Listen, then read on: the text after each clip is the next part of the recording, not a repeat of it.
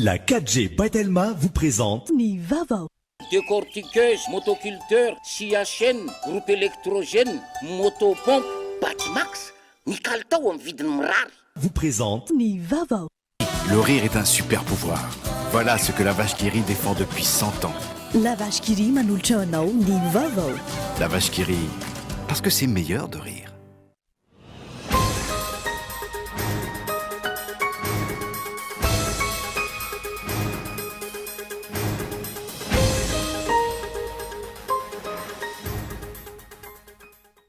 Vaksiny efatra no ampiasain'ny Madagasikara izay tapaka tahorinan'ny fihaonana teo amin'ny filoham-pirenena, ny ministry ny fanabazam-pirenena, ny ministry ny fahasalamam-bahoaka sy ny ministry ny fampianarana ambony sy ny fikarohana siantifika sy ireo mpikambana ao anatin'ny Akademia Nasional momba ny medisina omaly. Tokony andraisana fepetra entitra ireo sidina hafa mivoaka sy miditra ivelan'ny Madagasikara sy ireo sidina anatiny manoloana ny firongatry ny valinaretina Covid-19 ankehitriny. Tsy tokony hisy sidina hafa intsony ankoatry ny évacuation sanitaire. Manay ny hoavin'ny mpianatra malagasy vokatry ny fiaton'ny fampianarana ny Association des directeurs des écoles privées de Madagascar. Mampitombo ny fandanian'ny sekoly ny fanomezana entomody ary vitsy ireo ray aman-dreny manara-maso izany raha-panazavana. Miazakazaka ny trangana-retina fièvre de la vallée du Rift ao aminatin'ny faritanin'ny Tomasina amin'izao fotoana izao. Ny distrikan'ny Vatomandry sy Mahanoro no voasokajy ho fobian'ny valinaretina. Maresaka iraisam-pirenena, maty voatifitra mibala nandritra ny fifandonana tamin'ireo mpikomy ny filoham-pirenena Tchadiana Idriss Déby, ny tenany izay nitondra ny firenena nandritra ny 30 taona. Ny adidiny revatra.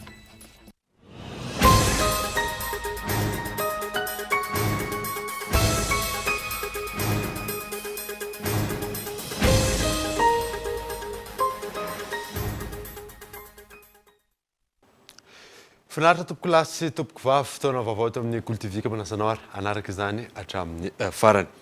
Nanamboatsika ny vaovao vaksiny efatra no ampiasaina eto Madagasikara. Izay no tapaka taorian'ny fihaonana teo amin'ny filoham-pirenena, ministry ny fanabazam-pirenena, ministry ny fahasalamam-bahoaka, ny ministry ny fampianarana ambony sy ireo mpikambana ao anatin'ny Akademia Nasional momba ny medisina omaly. Michel Arnardo. Tsy hijanona amin'ny vaksiny iray ihany ny safidin'ny fanjakana taorian'ny fandiniana sy ny fihaonana teo amin'ny filoham-pirenena, ny ministry ny fanabeazam-pirenena, ny ministry ny fahasalamam-bahoaka sy ny ministry ny fampianarana ambony ary ny fikarohana ara-tsiansa sy ireo mpikambana ao anatin'ny Akademia Nasional momba ny medisina na ny ANAMEM omaly teny Ambotsiroitra. Tapaka fa vaksiny misa efatra no ampiasaina eto amintsika. Fa araka ny efa fantatsika dia efa misy ireo lalana izay azahoantsika ny vaksiny. Teo moa zany ilay initiative COVAX dia tsy akofa nijery lalana hafa koa ny amin'ny iarahana amin'ny Union africaine, ny amin'ilay hoe ao misy an'ilay hoe AVAT sy ny sisa. Ireny rehetra ireny rehefa jerena zany dia somary misy dingana izay arahana ary mety ho lavalava noho ny toe-javatra misy eto amintsika nefa dia tsy maintsy mijery vahaolana atsika ary vahaolana aingana. Efa hita ny zavatra miseho zany maneran-tany amin'ireo karazana vaksiny maro samihafa fa isika dia tsy maintsy mandinika tsara ary ny androany zao dia vokatra ny fandiniana dia hita hoe tsy hijanona amin'ny vaksiny anankiray ihany tsika fa hijery vaksiny maromaro tsika. Eo ny Covishield moa, eo koa ny Pfizer, eo ny Sinopharm, eo koa ny Janssen, le hoe Johnson & Johnson zany. Ireo rehetra ireo zany dia azo lazaina hoe azo atao tsara ny mampiasa azy eto amintsika. Fa zao koa tsy vitan'izay ihany fa atsika tsy maintsy mijery koa zany ao anatin'izay inona ny mety amin'ilay olona izay eo ataontsika ary inona koa ny mety amin'ilay faritra.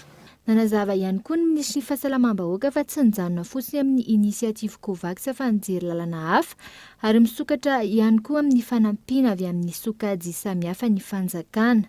Ankehitriny zany dia misy azo lazaina hoe fandaminana mba ahafahantsika mandeha aingana kokoa.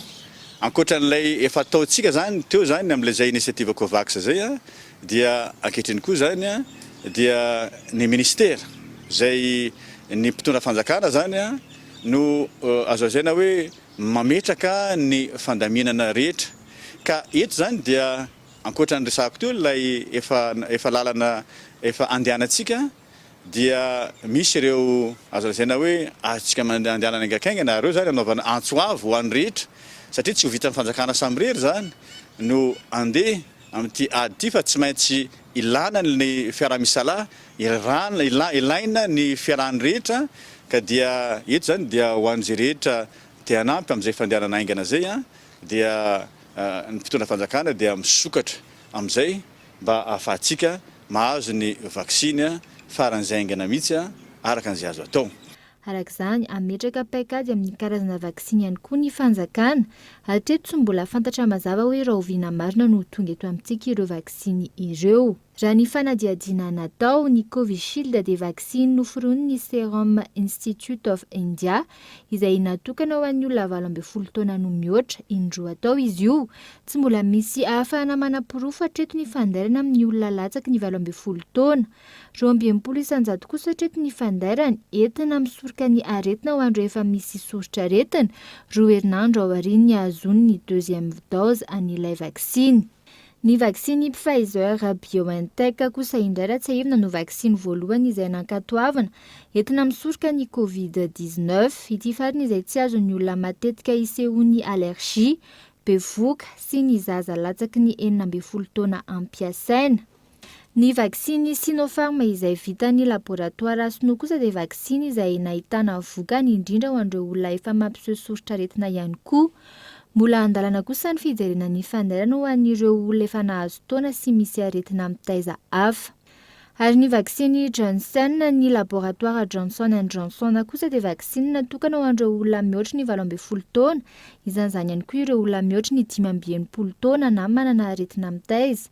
Raha ny antontanisa mandahitra hatramin'ny 12 isanjato entina misoroka ny forme modérée sy sévère ny Covid-19 ity vaksiny Johnson ity.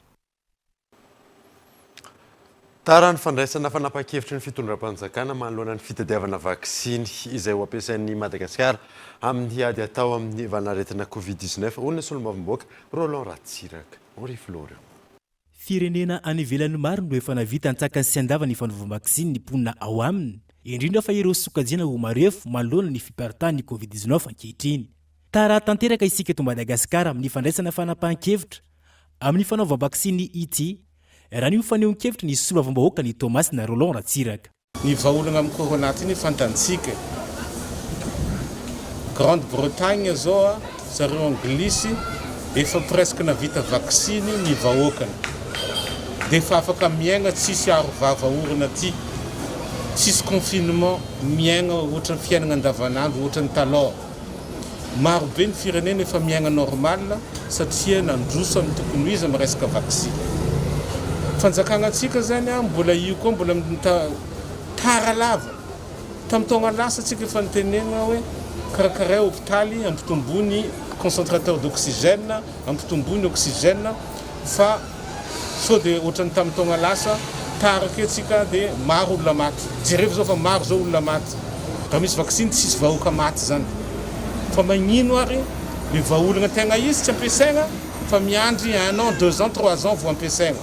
Mampametra-panontaniana ho hatrany ty solomavim-bahoaka ity fa maro ny mpitondra fanjakana malagasy no miazakazaka mankany ivelany manao ny vaksiny fa isika eto izay mbola tsy fantatra mazava ny mety ho fanapahan-kevitra.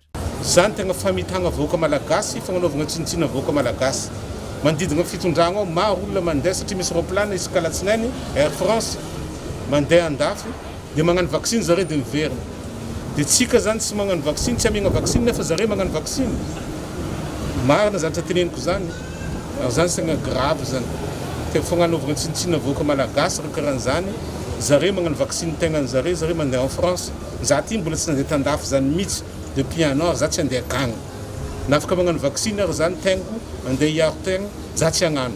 Za miaraka amin'ny vahoakana mila vahoaka mahazo vaksiny zay za zay vao magnano vaksiny. Andrasana araka izany no mety ho fanapahan-kevitra ny fitondram-panjakana malagasy manoloana ireo karazana vaksiny miisa 4 izay anaovana safidy ankehitriny. tokony andraisana fanapa-kevitra entitra ireo sidina hafa mivoaka sy miditra ivelan'ny Madagasikara sy ireo sidina anatin'ny mahalonan'ny firongatra ny valinaretina Covid-19 ankehitriny tsy tokony hisy intsony sidina hafa ankoatry ny évacuation sanitaire. Henri Florian. Raha ny zava-misy ankehitriny mbola mirongatra tanteraka ny valinaretina Covid-19 any ivelan'ny nosy tahaka ny hita eto Madagasikara. Hita sy tsikaritra izany amin'ireo nosy manodidina antsika sy any amin'ireo firenendehibe maro samihafa. Manoloana eo na eo aza ny fampandehanana ny toe-karentsika ny amin'ny fisian'ireo mpandraharaha malagasy sy vahiny izay tsy maintsy mivoaka ny Madagasikara noho ny asany izay mampiasa ny sidina manokana. Eo ihany koa ny fisian'ireo sidina anatiny eto amintsika na eo aza ny fanaovana fitiriana izay tsy maintsy atao. Tokony hiroson'ny fitondram-panjakana ny fanakatonana tanteraka ny sidina makany ivelany mba tsy hampirongatra ny valanaretina izay efa sarotra ny amehezana azy ankehitriny. Sidina mandeha anatiny aloha sy ny avy any ivelany ity zany dia misy riska apetraka io zavatra io eto Madagasikara noho izay hoe fivezivezen'ny olona zay. Marina fa hoe misy fitiliana atao, marina fa hoe misy fitandremana atao nefany tsy masakana ny olona tsy hamindra ilay virus zay zavatra zay satria mety anaraka amin'ny faladikiraro, mety anaraka ny akanjo indrindra fa ny ankizy kely dia tsy marary ny ankizy kely fa mamindra. Dia vokatray zany dia tokony isy fijerena manokana na isy famerana manokana toy ny fitaterana tanety ihany ny amin'ireny sidina ireny. Ny tena zava-doza ilay sidina avy any ivelany no ahina mafy satria raha sanatry izany tonga eto amintsika ilay variant brésilien izay efa manomboka misy tafiditra any Europa amin'izao fotoana izao dia ho sarotra ny raharaha satria io no heverina hoe aingam-pamono indrindra amin'ny coronavirus ary tsy mifidy io na zaza na tanora na lehibe samy aripany avokoa. Tokony ho entitra manoloana ireo sidina anabakabaka araka izany ny fitondram-panjakana malagasy, manoloana ny fiazakazaka ny fiparitahan'ny valinaretina Covid-19 ity sy ny fivoarany izay miha mahery vaika hatrany. Tontolon'ny fampianarana kosa indray dia noho ny fiatrehana ny valinaretina Covid-19 na hempotra ny fisoratana anarana amin'ny fanadinam-panjakana CPE sy BEPC 2024 na izany azy tsy mbola misy fiovana hatreto ny tetiandro ny fanadinam-panjakana. Gaetan Andriatsilavo.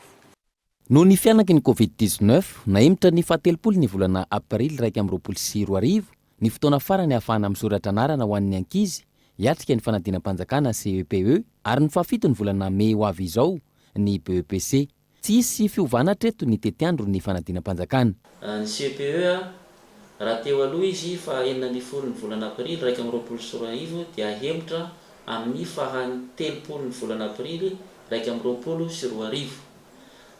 Ny BEPC raha teo aloha 17 ny volana Aprily 2024 dia hempotra amin'ny fahafito ny volana May 2024. Hatreto aloha tsy misy ny fanemorana ny datim-panadinana raha ho an'ireo fanadinana izay voalaza etsy ambon'ireo.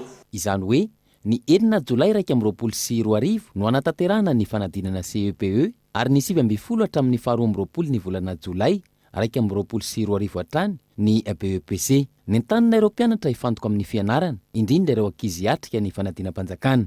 Ianareo mpianatra dia tsy tokony hovariana fa hanomana hatrany ny fanadinana, izany hoe amerina ireo lesona izay efa vita ary anaraka tsara ny toromarika izay omen'ireo mpampianatra amin'ny fanomanana izany fanadinana izany.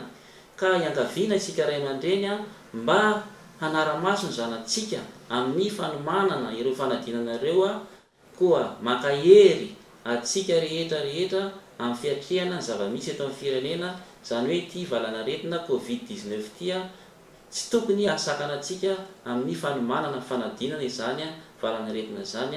Nanamafy ny onivo ny ministeran'ny fanabeazam-pirenena fa maimai-poana avokoa ny fisoratana anarana ho an'ireo fanadinam-panjakana ireo ary mitovy tomin'ny teo aloha ihany ireo antota taratasy ilaina ho an'ireo fisoratana anarana ireo. Mampanahy ny ho avy ny mpianatra malagasy vokatry ny fijanonan'ny fampianarana Uni Association des directeurs des écoles privées de Madagascar. Mampitombo ny fandanian'ny sekoly ny fanomezana etimody ary vitsy ihany koa ireo ray aman-dreny no manara-maso izany raha ny fanazavana azo iona saina. Pakady ataon'ireo sekoly tsy miankina amin'izao fiatoan'ny fampianarana izao ny fanomezana etimody ny mpianatra isan-kerinandro. Olana nefa mitombo ny fandaniana ho an'ny sekoly noho izany tsy maintsy atao sezy ary omena ny ray aman-dreny. raha atao ny kajy tsotsotra miisa 7 ny taranja ho an'ny kilasy vasivy ary ny taranja iray eo amin'ny pejy 3 io ny entimody omena ny mpianatra ao anatin'ny herinandro izany hoe 220 pejy ireo taranja rehetra mitetina 50 ariary isan-kerinandro araka izany entimody ho an'ny mpianatra iray isan-kerinandro ary 50 alina no vola ilainy sekoly raha mpianatra 520 no omena izany tsy mifanalavitra amin'io ny fandaniana raha manana ny taratasy sy ny imprimante ny sekoly amin'ny ankabena nefa ny sekoly iray ahitana kilasy 4 6e hatramin'ny 3e na kilasy 9 raha mbara tonga fototra 12e hatramin'ny 7e izany hoe manodidina ny iray hetsy ariary farafahakeliny isan-kerinandro no ilaina io kajy io izay ambany indrindra satria maro ireo sekoly no manana efitrano maro amina kilasy iray ka misy amin'izany ny 6e A, B sy ny 6 ao ihany koa ny isan'ireo mpianatra izay manodidina ny 700 isaky ny kilasy ka mampiakatra hatrany io fandaniana voalaza etsy ambony io efa nandramana ny fanoratana tamin'ny solaitra be ny entimody saingy vitsy ireo ray aman-dreny no manam-potoana andikana izany raha ny fanazavana ary na ity fomba fiasa izay efa raisina fotsiny ity aza ny entimody mbola maro ihany koa ireo tsy tonga noho ny fahasahiranana maro samihafa io antony io izay isany tsy ankasitrahany ADEPM na ny Association des directeurs des écoles privées de Madagascar ny fampiatona ny fampianarana lavareny raha ohatra ndray hoe kahie no ampiasaina satria ny mpampianatra manomana azy dia tsy maintsy mpampianatra zany no andika an'io ao anatin'ny kahie an'ny ankizy 700 na 520 dia tena sarotra tsy ho vita angamba le izy raha hoe fotokopian'le mpianatra indray ity dia mazava loatra indray fa le ray aman-dreny indray rehefa avy eo no tratra amin'ny fahasahiranana tsy vitany manao an'io tsy vitany zany satria ny ekolazy azy efa manahirana azy dia eto angamba tena mba mitody amin'ny fitondram-panjakana hoe tedavo izay vahaolana maharitra satria efa niainana tamin'ny taona tokony mba hahita vahaolana kosa amin'izao ka zay zany sosokevitra anay raha ohatra hoe fiarovana amin'ny valanaretina dia hoe ny fepetra hiarovana azy no atao mafy dia zay sekoly tsy mahavita an'izay zavatra zay zay ny raha ny atao hoe isidy izy mahery ny arivo ny sekoly tsy miankina mikambana ao amin'ny ADEPM manerana ny nosy raha ny fanazavana amin'ny ankapobeny mananika ny 900 ny tany tsy fanefana araka ny tokony ho izy ny saram-pianarana ankehitriny ny fanomezana entimody anefa tsy maintsy atao dia eo ihany koa le hoe omena devoir le ankizy anao correction anao fanitsina ny aty amin'ny sekoly raha aman-dreny ve omena fanitsina sa le ankizy tena nanao an'le devoir dia io zany ohatrany tsy dia mety loatra io zavatra io kanefa moa noho n'izao zavatra ao dia zay zany ny zavatra atao hoe hitanay fa mety fanomezana devoir azy fanomezana lesona dia farafaratsy mba ino no ianarany any an-trano eo amin'ny fandoavan'ny ray aman-dreny ekolazy indray raha atao angamba hoe ny 100 any amin'ny 20 any tsy mahefa an'le izy mihitsy ankoatra io fandaniana amin'ny fanomezana entimody io ny mpampianatra mamelona vady aman-janaka tahaka ny rehetra ary mitaka ny karamany noho izy ireo miasa hatrany manomana sy mitsara ireo entimody anatin'ny fahasahiranana araka izany ireo tompony andraikitra eny anivon'ny sekoly tsy miankina amin'izao fotoana izao ka miantso ny ijereny ny fitondram-panjakana azy ireo tontolon'ny fampianarana izay hatrany dia mitony fitakiana ireo mpisehatra amin'ny fampianarana tsy miankina momba ny fanampiana avy amin'ny fanjakana akoatra ny teboka nangatahana tamin'ny fanambarana voalohany takiny izy ireo ny fampitsarana ny hetra sy ny jirama 22 Ivy Richard. Eritona mahiry ateo aoriany nanaovany fiarahamienta amin'ny mpisehatra amin'ny fampianarana isan'ambaratonga ny miahitiny na ny tsy miankina amin'ny fanjakana fanambarana voalohany 12 tsy mbola nisy fanampiana mivainga nazon'izy ireo inty miatrika ny amena ara-pahasalamana anatin'ny ady amin'ny COVID-19 mitoetra ny araka izany fitakiana ka mazava ny teboka angatahan'izy ireo fa mahana haingana avy amin'ny fitondram-panjakana anatin'ny ady amin'ny firongatra ny valinaretina andiany faharoa. Tokony atsahatra aloha zany ny fitakiana hetra ho an'ny sekoly satria tsy afaka misubvenira intsony ny sekoly amin'izao fotoana izao ary ny lavaky ny 7 volana niboana tamin'ny taona lasa dia misy takaitrany aty amin'ny sekoly sy izahay mpampianatra ary rehefa mikatona ny sekoly dia mazava ho azy fa tsy mandray karama zany ny mpampianatra aty amin'ny sehatra ny tsy miankina amin'ny fanjakana manomboka any amin'ny primaire, collège, lycée, institut, centre de formation, université.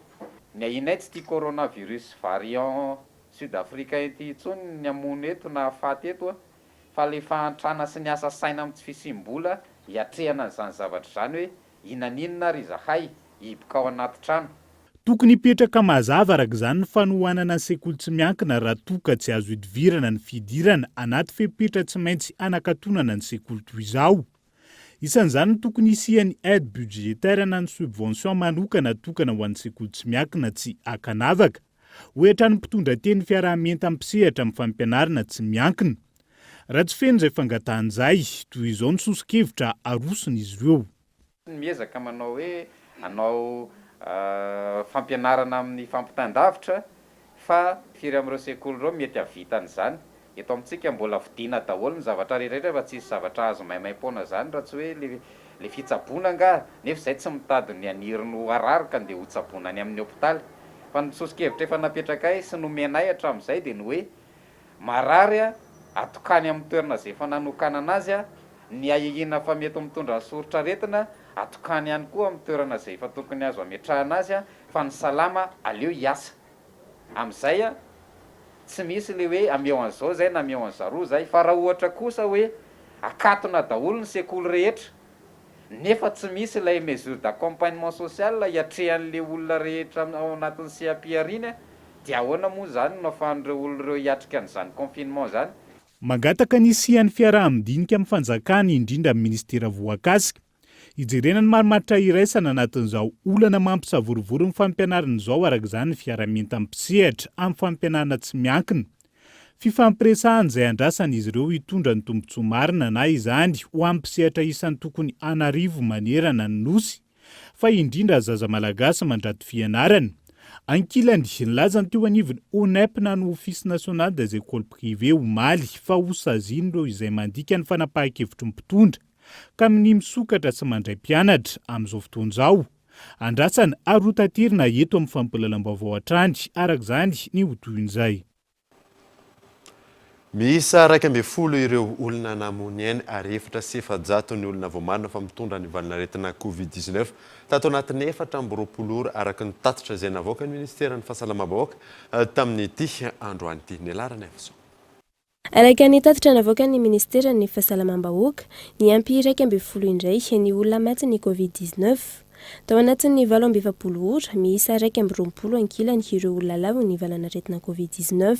Tsy latsaky ny 700 isanandro ireo olona voamarina fa mitondra ny valanaretina coronavirus teto Madagasikara nanomboka ny 5 aprily hatramin'ny androany. Tamin'ny fitiliana miisa 310 400 ireo tranga vaovao voatily ny 7 aprily 2022.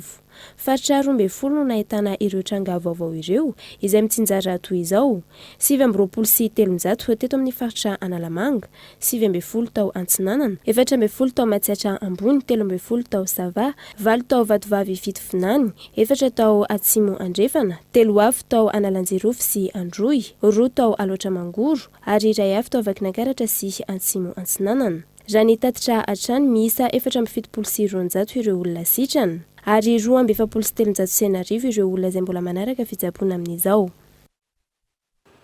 Mitombo ny mpanjifan'ireo tavoahangy kely efa niasa sy ireo tavoahangy spray raha ny fanazavana azo maro amin'ireo olon-tsotra ihany koa no misafidy manjifa azy ireny ary mameny toy izay hividy vaovao. Michel Aranardo. Eto Analakely, toerana fivarotana ireo tavoahangy kely maro isan-karazany efa niasa, mitombra ny fanazavana ny mpanjifa ao anatin'izao vanim-potoana hiadiana amin'ny fiparian'ny valinaretina Covid-19 izao. Ny tavoahangy spray kosa nefa ny mamaritra ny 570 ny entana lafo amin'izao, ity farany izay efa manomboka tsy ahitana. Zao tsy dia ohatrany tsy dia mahita fa satria tsy dia fafanan'ilay olona izy dia tsy dia mahita zay. Be mpitady izy dia be mpitady. Eny no tena be mpitady. Arakaraka ny lehibe misy 500, misy 5000 arivo ohatran'izany. Dia betsaka avy indraindray raha tsisy tapa-gony akory. Isan'andro zay mandeha mitady foana. Ho an'ity raim-pianakaviana anaiky no adiadiana ity tombono izy ny fisian'ny toerana brocanteur tahaka izao ary manampy ny olona indrindra ireo izay tsy manana fahefana hividy lafo hatrany. Be tavoahangy kely ireny mba anaovana an'ilay tsirito ohatr'izao.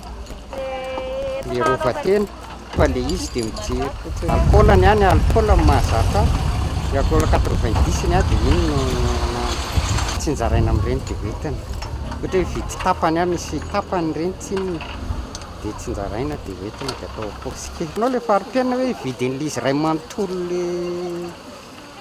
le lohany kely iny fotsiny simba nefa vidin'le ray manontolo fa maka kely iny ianao zao dia efa mandeha le izy ohatran'izay ny le izy e zany ny lanana brocateur na ina misy piesy tsy hitatsony dia tsy maintsy amin'ireny no hita manomboka 100 hatramin'ny 2 alina ariary ny vidin'ny tavoahangy kely na lehibe miankina amin'ny habeantra ny fanazavana ny amaritany ireo mpivarotra ny vidiny ny tavoahangy spray izay 500 ariary hatramin'ny 1000 ariary tonga eto fotoana ny dokavarotra isika aorianan'izay ataontsika mahakasika ny valinaretina fièvre de la vallée du Rift eo ihany koa ny andro iraisam-pirenena ho an'ny teny sy no rehefa avy mary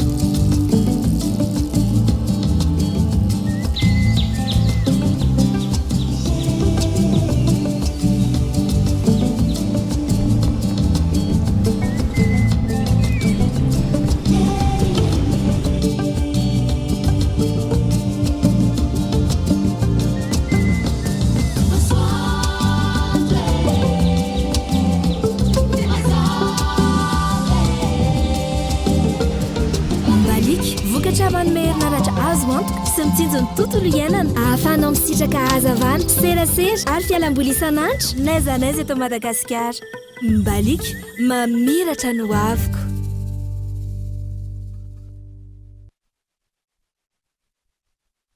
Pour ton charme et ta distinction, pour la sécurité et la durabilité que tu offres, je te choisis Tilcor. Retrouvez la tuile en acier traitée revêtue de pierres naturelles de Tilcor. Résistant au climat tropical, au vent violent pour une garantie anti-corrosion de 25 ans. Tilcor, un véritable atout esthétique pour votre habitat. Différents coloris disponibles en magasin. Batimax, la qualité au meilleur prix. Il existe un super pouvoir que nous avons tous. C'est le rire. Le rire nous aide au quotidien. Le rire nous donne la force de combattre l'adversité. On est tous égaux grâce au rire. Le rire nous permet de voir le monde différemment. Alors oui, le rire est un super pouvoir. Voilà ce que la vache qui rit défend depuis 100 ans. La vache qui rit, parce que c'est meilleur de rire.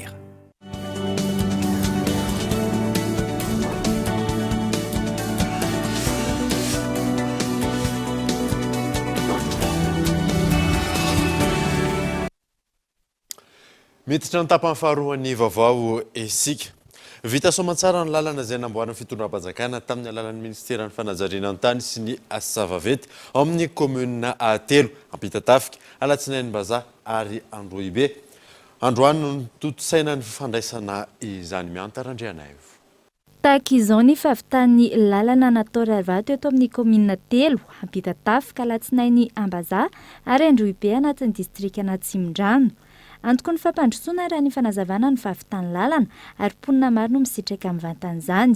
Mitondra marary zao tamin'ity toerana ity tamin'le izy lalana ratsy be teo aloha dia vitsy kely aloha raha ohatra ka fitaterana na ataontsika hoe taxi na fitateram-bahoaka mety maka aty ary ataontsika hoe manansarotra ny fitsabonan'ny olona.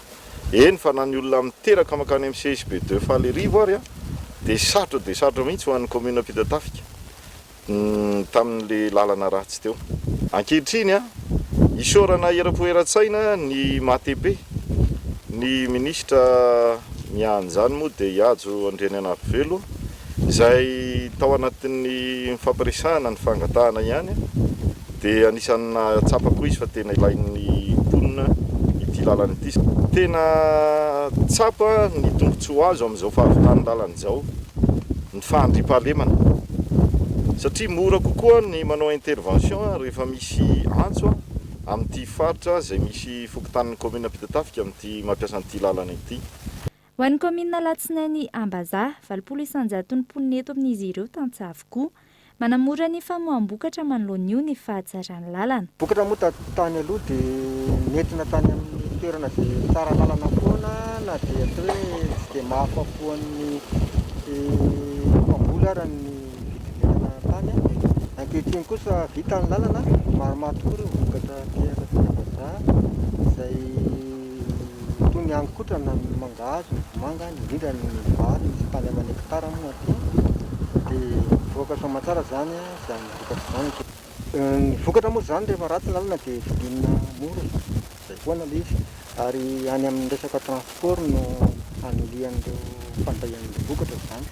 Teo aloha teo zany mahatratra tany amin'ny 100 ny kilaon'ny frais isaky ny kilao dia ankehitriny efa midina any amin'ny 3 ariary. Androany no nanatotosany ministeran'ny fanajariana ny tany sy ny asa vaventy izay misahana ny asa ny fandraisana izany. Mizara telo ny lo tamin'ny fanamboarana. Ity zany 5,5 km ny lo 3 dia ny lo 2 1,9 km dia ny lo 3 3,4 dia vita izy io. Amafisina eto fa ny ministeran'ny travaux publics no nanao amin'ny lalana. Raha izay. Ny faharoa ny réception amin'izao fotoana izay dia amafisinay fa hatramin'izay ny rehefa vita réception dia hoe vita hono ny lalana dia mibitaka fotsiny fa amin'izao fotoana izao dia nandefa solotena manokana mihitsy ny ministera izay misy solotenany eto akoatran'ny atao hoe nanaraka ny asa izay ato ny direction régionale Analamanga fa vita ny réception androany dia eo ny entreprise mandritra ny herintaona ary izay ny anatsovana nyreto solotena ny commune reto mba hiara-iasa sy hijery satria mety tsotazana ny zavatra manahirana indraindray sy mety ho fahasombana. Izay. Nanentana ny mpampiasa lalana tahaka ny ireo mpitondra sarety ankilany ny mponina ety an-toerana mba hikajy izao fototra-afitrasa izao. Reto le mpanana sarety be sarety mantsy mibetsaka eto amin'ity toerana ity na atsimo na avaratra dia amin'ny firy alina izy dia efa mandeha mikidaodao daholo. Dia misimba le zavatra nefa mba dia ianao te hanatsara le zavatra sy mba endry zareo meloa dia mba izay mba nanay hoe mba hosoloana pneu mihitsy zany le ara-tsarety fa tsy mety tsony mihitsy le vy fa manimba zavatra tsy hita velively. Fa rehefa misolo pneu izy dia mety anahoana? Mety mba ho atonontonona mety tsy hanimba zavatra firy fa mba milamindamina zany. Vy daholo ny sarety ety fa tsisy manao pneu zany fa le pneu mba azoazo efisana kokoa. Tsy aivina, vina napetraka ny filohan'ny repoblika ny fanamboaran-dalana manirana ny nosy. Mbola maro ny asa totosaina raha ny fanazavana. Tolon'ny fifidianana kosa indray dia natao antsokosoko ny fitsarana ny voka-pifidianana tao alakamisy itenana faritra Matsatram-bony. Ony be ny tanàna lany tamin'ny antoko MMM ka voatery ny sorona tamin'ny toerany eritaona aty aoriana. Ny candidat be ny tanàna izay lany tamin'ny sala nisa 520 faingo 720 isanjato ka eto Andriatsarafo.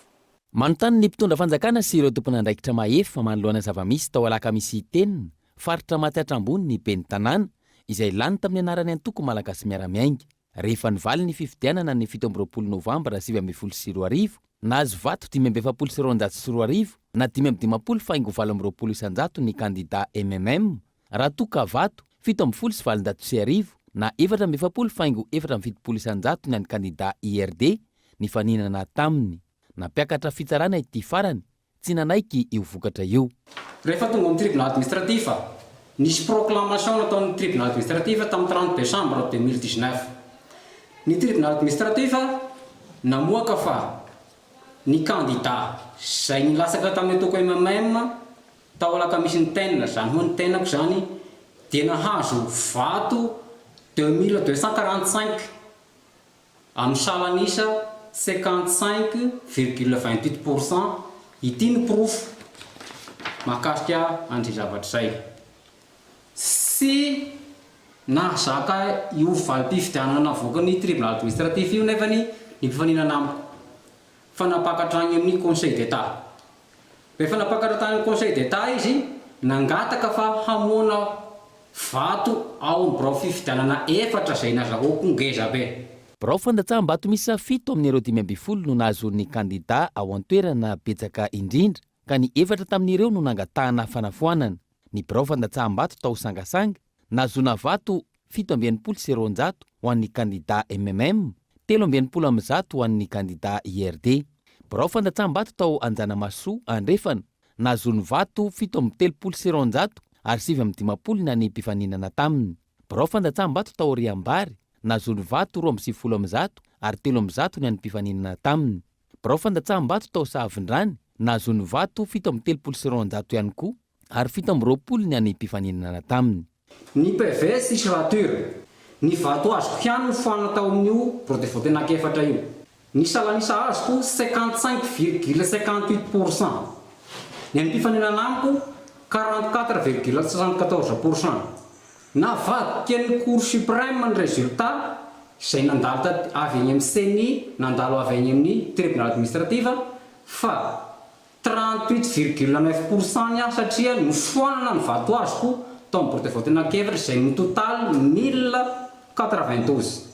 Ka izay mahatonga nay tonga eto hitaraina aminareo manam-pahefana mahakasika an'izay fifidianana zay ary mampafantatra ny malagasy manontolo pretandraza noho ny zava-misy taolaka misy ny tena izay tena ny ainanay tokoa ny ampafantarinay. Ny 4 novambra 2020 nahazo reketina nafoana ny vato azony tamin'ireo birao fandatsahambato efatra ireo ny ben'ny tanàna.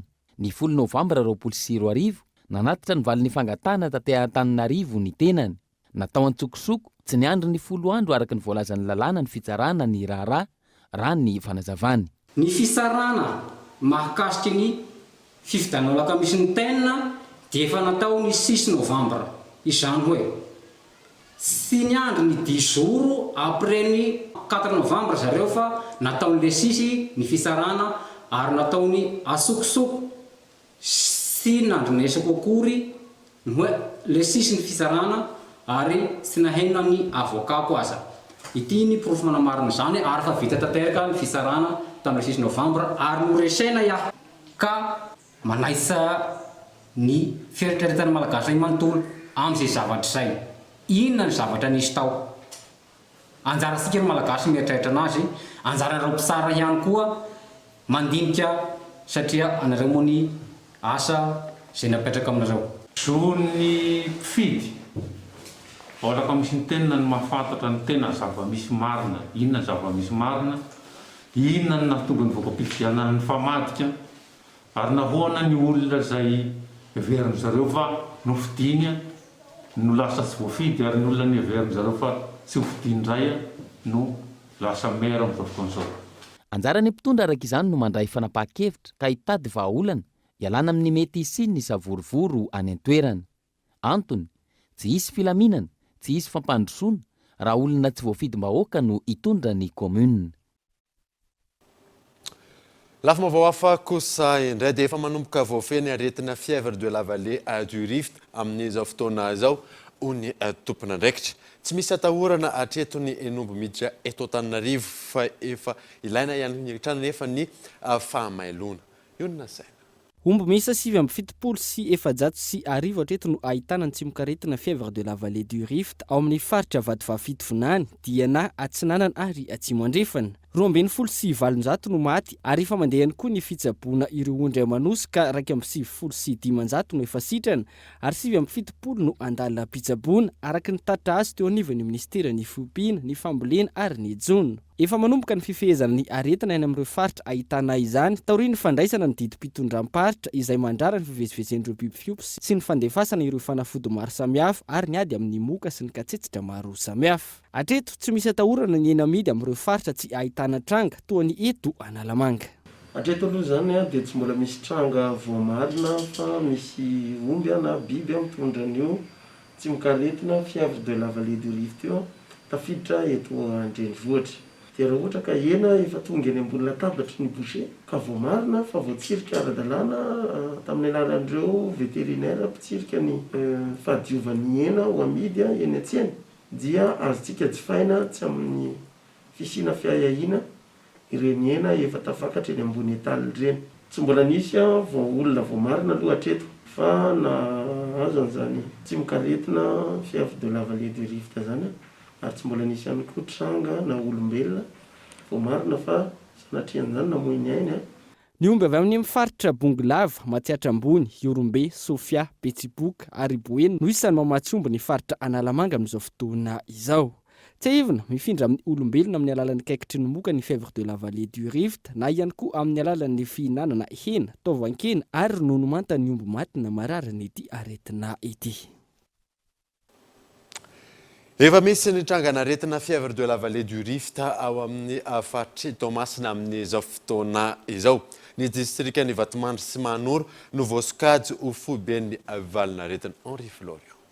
Hatramin'ny fahasivin'ny volana aprily lasa teo, miazakazaka ny fahitana ireo tranga voamarina mahakasika ny fisiany ilay valanaretina omby, fièvre de la vallée du Rift ny amin'ny tapany atsimon'ny faritra Tsinanana, toerana izay mifanolo-bodirindrina no sady akaiky kokoa ny faritra Vadivafity Finany, izay foiben'ny valanaretina raha ny eto Madagasikara amin'izao fotoan'izao. Efa mipetraka ny paikadin'ny fitondram-panjakana amin'ny fifehezana io valanaretina io amin'ny alalan'ny tsy fahafahan'ireo omby mivezivezina mivoaka ny distrika izay nahitana ny trangana-aretina. Efa lasa any amin'ny commune izay misy amin'ny tranga zany ireo docteur vétérinaire any amin'ny distrika tsirairay.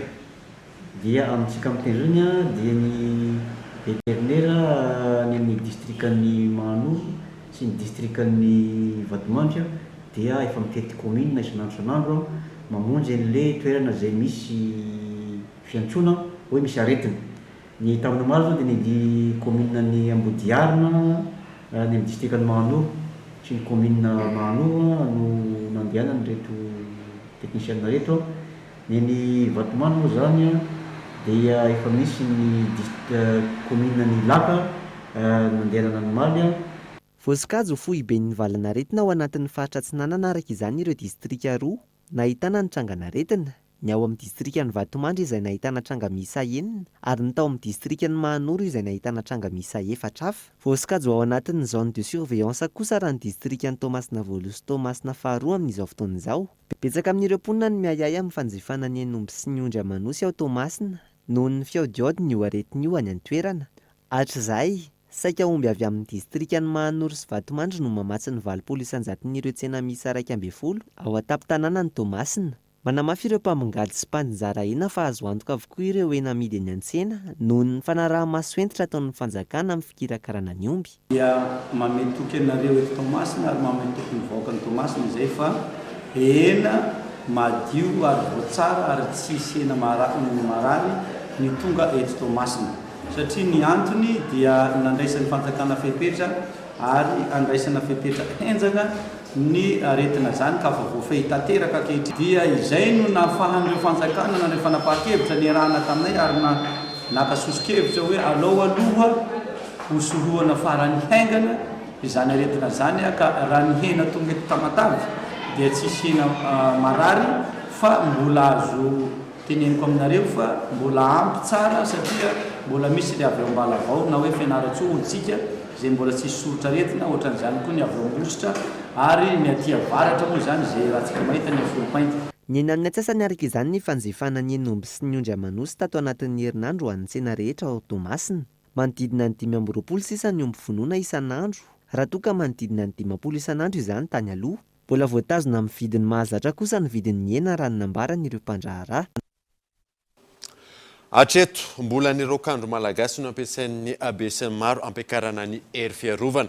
Miompana amin'ny fanamafisana ny hery fiarovana ny fanadazina izay nototsain'ny agence capsule ny arahana tamin'ny Cool TV FM ny alarana efsa. Inona avy ny fanamafisana ny hery fiarovana efa nataonao? Io no fanontaniana napetraky ny agence capsule tamin'ny olom-pirenena miisa 720 taona no miakatra teto Antananarivo renivohitra. Ny fahafito hatramin'ny 9 aprily 2022 teo. Ny maro indrindra na ny 50 isanjato namaly fa ny fampiasana ny rokandro malagasy no nampiasainy. 20 isanjato milaza fa ny fihinanana sakafo ara-pahasalamana no nampitomboana ny hery fiarovana. Ny 20 isanjato namaly fa ny fihinanana fanafody no isan'ny nampiakarana ny hery fiarovana tao anatin'ny vatana.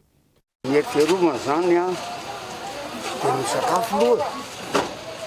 Sakafo mihinana iny izy teo zavatra legioma.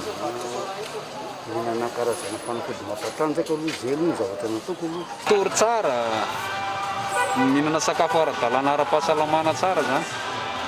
Dia tsy dia manao reraka loatra. Zay dia dia amin'izay matanjaka tsara ny an'ity Fa manao tambavy dia ravy tsara taona hevitra dia baoma kosa regny izay gnanay. Eo an-tokantrano ve miaraka manao an'izay? Miaraka manao an'izay dia mpampitrana zany ravy tsara dia lefa mangotraka tsara izy dia sokafana rakom-bilany dia igny zany dia manome hevitra agnaty trano iarara zany dia maka ranony ravy tsara avy ampangotraina dia lasana fosa dia igny avoana tsirairay. Zavatra anankiray zany manentana ny olona hanao sport fotsiny. Izy zay ny zavatra fanapin'izay zavatra rehetrarehetra zay a dia mifanaovana sport tsy manao reraka loatra fa manao normal mampahery tanjatsaina mampahery mivatana ao daholo zany na moral na fizika na rehetrarehetra. Ny fampiakarana ny hery fiarovana ao anatin'ny vatana no entina miady voalohany indrindra amin'ny valanaretina coronavirus toy ny finanana sakafo maro loko, ny voankazo vokatra amin'izao, eo ihany koa ny fanaovana ny hevoka samihafa. Nahitana fianana ireo mpianatra aliana amin'ny fianarana teny sinoa eto Andrenivohitra ankehitriny raha ny fanadihadiana natao. Anton'izany ny fisian'ny valanaretina Covid-19 fa eo ihany koa ny tsy fampin'ny sehatra afaka ampiasaina ity teny ity. Mariana tamin'ity androany ity ny andro iraisam-pirenena ho an'ny teny sinoa. Abrahama Randriamanana. Teny mitana ny laharana faharoa be mpampiasa indrindra maneran-tany ny teny sinoa na ny mandarin chinois. Ho an'ny eto Madagasikara, maro ireo mampiasa ity teny ity ho fampivelarana ny sehatry ny asa. Eo ihany koa ireo mampiasa izany ho amin'ny fianarana. Manoloana ny fisian'ny valanaretina Covid-19, ny 530 isan-jato isan'ireo mpianatra mianatra ny teny sinoa raha ampitahaina tamin'ny 2 taona lasa raha nambarany ny mpampianatra nanaovana ny fanadihadiana. Le aretina zany le cas zéro zany avy any Chine dia iny manomboka nampatahotra ny olona aloha voalohany indrindra. Na raisika ohatra taloha mampianatra telo farafakely isan'andro, zao lasa mampianatra misy taona indroa isan'andro. Betsaka mampiasa satria lasa mila le izy daholo amin'ilay mifanerasera mandeha manao metsena sy miverina aty dia fampiresaka hafa kokoa zany le mahay miresaka amin'le sinoa ianao no le hoe mibadabady eny zany. Ny ankizy mpianatra moa dia hoe fahalalana ilaina le izy satria ny erinany mety mbola tsy maintsy manohy fianarana. Dia raha ohatra ka zao dia efa vonona amin'ilay isady dia efa manamora kokoa amin'ny fianarana ny ivelany. Manodidina ny 9 mbolana hatramin'ny 3 taona ny fotoana ianarana amehezan'ny mpianatra iray ny teny sinoa raha ny fanazavana. Ankoatr'izay, na eo aza ny fikatoanan'ny oniversite, mitohy ny fianarana ny teny sinoa an'ireo mpianatra amin'ny alalan'ny fampiasana ireo teknôlôjia vaovao. Mafimafy ihany aloha hatreto satria amin'ilay confinement koa dia lasa taraiky izay, lasa tsy mianatra intsony dia very ilay izy rehefa tsy atao foana. Misy application be dia be ataonay amin'ny téléphone dia amin'izay zay mianatra. Rehefa parany aty ampianarana zany dia izay no ataonay anaty application mianatra fandroratana, mianatra grammaire sy ny vocabulaire rehetra. Ampitahaina amin'ny langue hafa aloha ilay izy azo lazaina hoe tsotra ihany satria tsy miconjuguer verbe sy ny sisa fa ny grammaire somary sarotsarotra, tsy mitovy ny français sy anglais. Tsy aivina, ankalazaina androany fa 20 volana aprily ny andro iraisam-pirenena ho an'ny teny sinoa. Maresaka iraisam-pirenena kosa indray dia maty voatifitry ny bala nandritry ny fifandonana tamin'ireo mpikomy ny filoham-pirenena Tchadiana Idriss Déby.